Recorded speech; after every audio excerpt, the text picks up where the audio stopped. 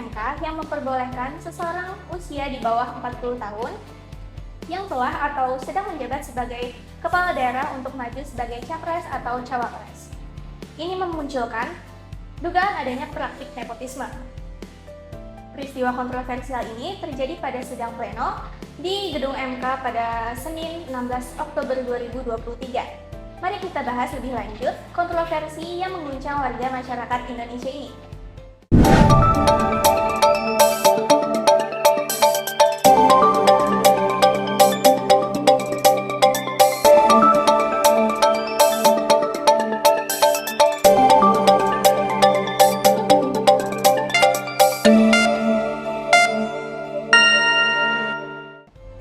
Hai semuanya, kembali lagi di Georgia Talks. Perkenalkan, aku Kalisa Alia Maharani, selaku pembawa acara pada episode kali ini. Pada kesempatan kali ini, tentunya aku nggak sendirian nih, karena pembahasan kontroversial ini akan menimbulkan diskusi dua arah atau mungkin lebih. Sehingga, tidak perlu berlama-lama lagi, kita akan panggilkan teman-teman kita.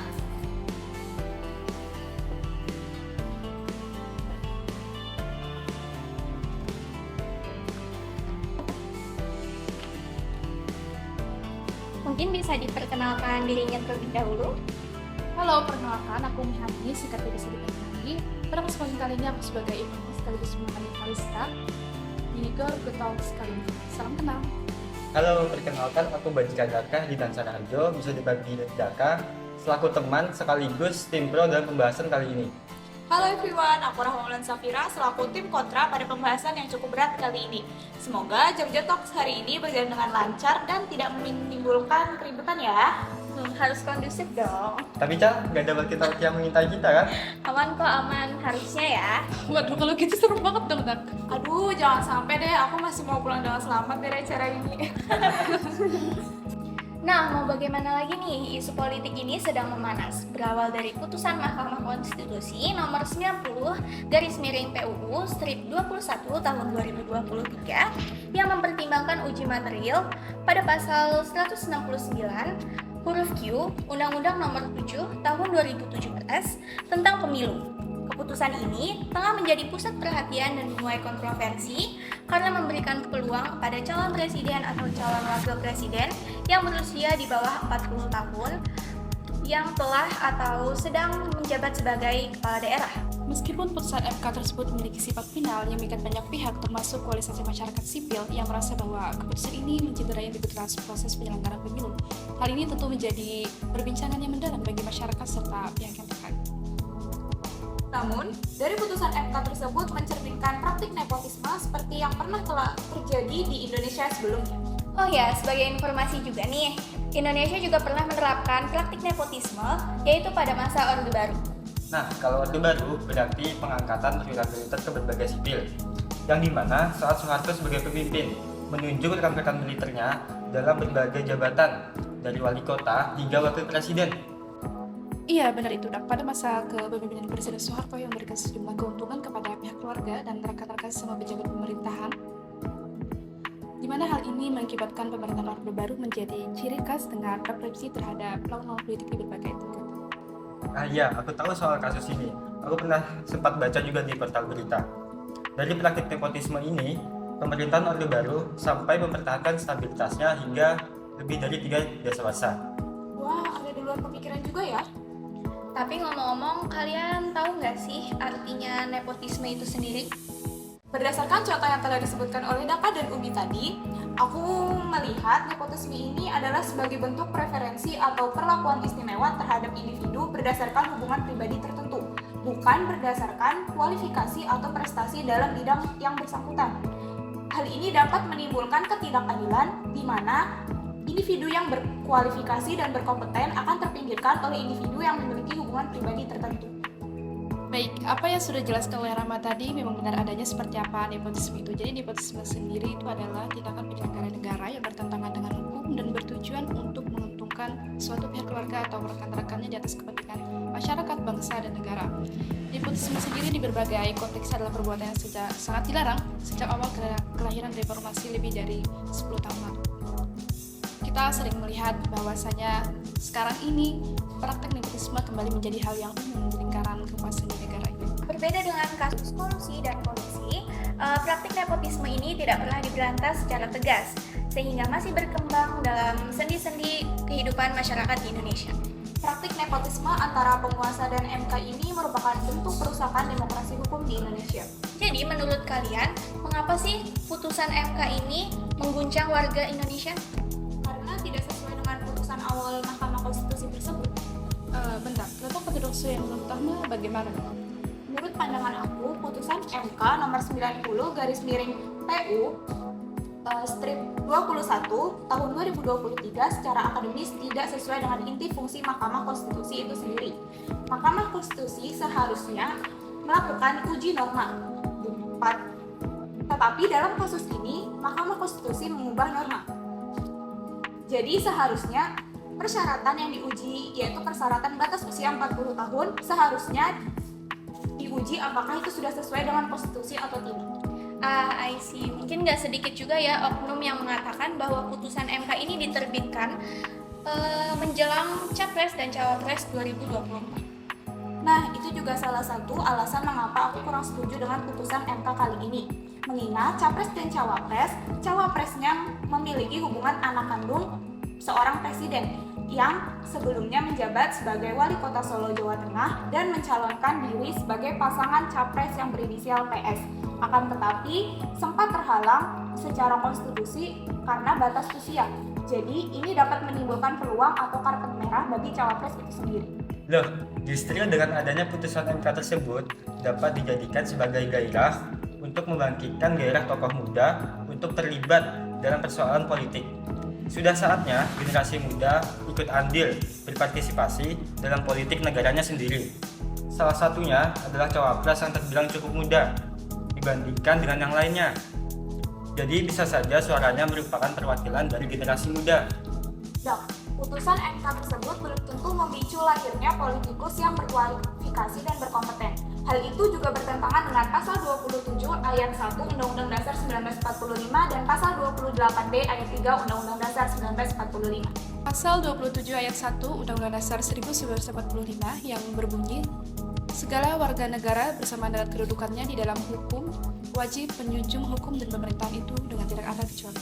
Bukannya Rahma juga menyebutkan pasal 28B ayat 3 Undang-Undang Dasar 1945 yang berbunyi, setiap warga negara berhak memperoleh kesempatan yang sama dalam pemerintahan. Peluang untuk memberikan panggung kepada anak-anak muda dalam kancah nasional dan banyaknya contoh presiden di beberapa negara yang berusia di bawah 40 tahun.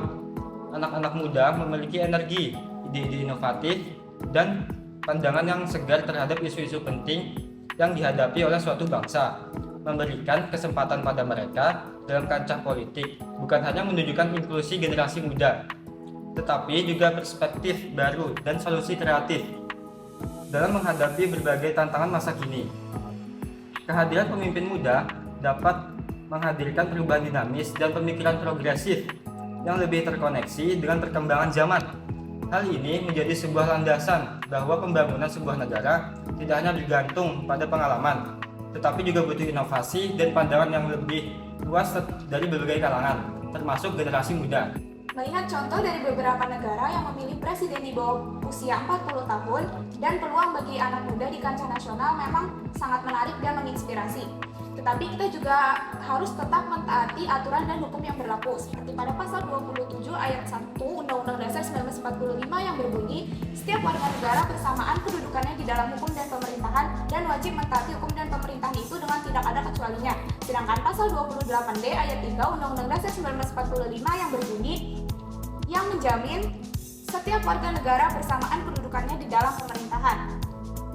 Putusan Mahkamah Konstitusi tersebut bukanlah masalah pada hakikatnya, tetapi masalah pada proses pembuatannya. Batasan usia capres dan cawapres seharusnya merupakan kebijakan hukum yang terbuka, seperti sistem pemilu yang telah ditetapkan oleh MK sebelumnya. Akan tetapi permasalahannya terletak pada cara MK memutuskan aturan tersebut yang seharusnya menjadi domain legislasi dan proses pembuatan undang-undang. Sebagai ketentuan yang bersifat open legal policy, seharusnya perubahan aturan yang dilakukan oleh para pembuat undang-undang ini melibatkan masyarakat secara langsung dan penuh pertimbangan dari berbagai aspek. Jadi tidak hanya soal peluang bagi generasi muda, tetapi juga tetap menjunjung tinggi proses dan prinsip hukum yang berlaku dalam proses pembuatan hukum di negara kita. Pentingnya memahami bahwa pro dan kontra masyarakat terhadap putusan Mahkamah Konstitusi adalah hal yang alami dari dinamika proses hukum. Menurut Ketua Mahkamah Konstitusi Muhammad Akil Mukhtar mengatakan bahwa perdebatan dan perbedaan pandangan terhadap putusan Mahkamah Konstitusi adalah hal yang wajar dari masyarakat yang berdemokrasi. Dia juga menegaskan bahwasanya tidak ada pengambilan putusan yang akan sepenuhnya memuaskan semua pihak. Oleh karena itu, pro dan kontra yang terjadi di masyarakat ini adalah hal yang normal dan tidak dapat dihindari. Sementara itu, Wakil Presiden Kiai Haji Ma'ruf Amin menekankan bahwa pentingnya menghormati proses hukum yang sedang berjalan serta mengharapkan putusan MK yang terbaik terkait uji material mengenai pemilu kali ini. Beliau menekankan bahwa upaya hukum setiap warga negara harus dihormati dan bahwa kepercayaan pada proses MK penting untuk menjaga integritas suatu bangsa. Wapres juga menekankan agar masalah ini sepenuhnya diserahkan kepada MK, menunjukkan keyakinan akan independensi lembaga tersebut dalam menjalankan tugasnya. Dalam menangani pro dan kontra terhadap putusan Mahkamah Konstitusi yang dianggap sebagai praktek nepotisme, ada beberapa langkah yang bisa dipertimbangkan. Yang pertama, tingkatkan transparansi. Yang kedua, berikan pendidikan hukum terhadap masyarakat. Dan yang ketiga, yaitu ini yang paling penting, libatkan masyarakat itu sendiri. Berikan ruang partisipasi bagi berbagai pandangan dalam proses pengambilan hukum untuk memperkuat legitimasi Mahkamah Konstitusi. Aku juga mau menambahkan nih solusi yang dapat dipertimbangkan. Yang pertama adalah tingkatkan pengawasan. Pastikan keputusan MK ini tidak dipengaruhi oleh faktor eksternal yang tidak relevan dengan memperkuat pengawasan independen. Kemudian yang kedua atau yang terakhir adalah memfasilitasi dialog. Dorong dialog terbuka antar berbagai pihak untuk mengurangi polarisasi dan solusi yang lebih inklusif. Baik, diharapkan langkah-langkah ini dapat memperkuat kepercayaan masyarakat terhadap proses hukum dan mengurangi persepsi negatif terhadap putusan Mahkamah Konstitusi yang disoroti sebagai praktik nepotisme. Ya, bagi masyarakat hanya dapat menyampaikan aspirasi dan pendapat kita. Itu tadi merupakan pandangan aku dan alasan mengapa aku kurang setuju dengan putusan MK kali ini karena ada ketidaksesuaian. Aku paham maksud dari Rahmat. Jadi untuk saat ini yang dapat dilakukan oleh masyarakat adalah tidak membuat kericuhan dan tidak mudah memakan berita yang belum tentu jelas kebenarannya. Biasanya isu politik sedang panas seperti ini dapat disalahgunakan oleh oknum untuk mengadu domba. Semua yang sudah dijelaskan oleh Rahma dan juga Daka tidak ada yang salah. Setiap kepala pasti memiliki pandangan berbeda terhadap suatu permasalahan. Yang terpenting pandangan perbedaan kita juga jangan sampai membuat kita terpecah belah. Dan jangan juga menganggap bahwasanya pendapat kita itu yang paling benar dibandingkan pendapat orang lain. Nah, setuju banget nih. Bisa buat teman-teman sekalian diingat dan dipahami bahwa pro dan kontra yang muncul di masyarakat terkait putusan MK ini menunjukkan bahwa keputusan tersebut memiliki dampak yang signifikan dan menjadi perbincangan yang mendalam di kalangan masyarakat. Kalau gitu, cukup sekian dari kami. Georgia Talks pamit undur diri. Sampai jumpa di episode selanjutnya. Terima kasih yang telah mendengarkan podcast hari ini. Sampai jumpa. Dadah.